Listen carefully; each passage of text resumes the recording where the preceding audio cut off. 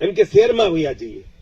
આખી દોટ એવી લગાડી કે બધા છોકરાને ભણાવો અને પાછળ લખ્યા વગરની વ્યાખ્યા કે ભણેલો છોકરાએ ખેતી કરવાની હોય જ નહીં. 300 વીઘા હોય તોય ન કરવાની હોય એમ. કા તો કે ઈ તો ભણ્યો છે કે હવે ઈ થોડો ખેતી કરે એમ. બરાબર. તો કે શું કરશે? ઈ કે ક્લાર્ક થી લઈને કલેક્ટર થાય, ઈ ગમે ઈ કરે.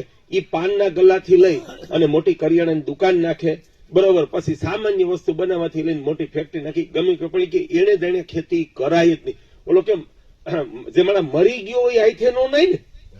હા, એટલી હૈદે કરી નાખ્યું એમ કે મરી ગયો હોય પછી ડોલ ભરીને નાવા જાય એમ હાવ એવું કરી નાખ્યું આ દેશમાં કે ભણેલા માણસ ખેતી કરવાની હોય જ નહીં. ગાય ભેંસ બકરા રાખવાના હોય જ નહીં, ચારવાના ના હોય એમ.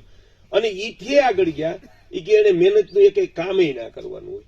મા બાપ કામ કરતા હોય અને ઓલા ભણના દીકરા 10મા ધોરણથી લઈને 30 વર્ષના થયા હોય ને તેથી એ ટિકિટ થઈને વાડી આટો મારવા જ જાય. અને મા બાપને એમ હોય કે ઈ તો છોકરા ભણે છે, ઈ કે આપણે કામ કરશું, ઈ કે આને કામ કરવાનું હોય તો કે એને ના કરવાનું હોય. બસ ભારતના પતનનું આ કારણ છે.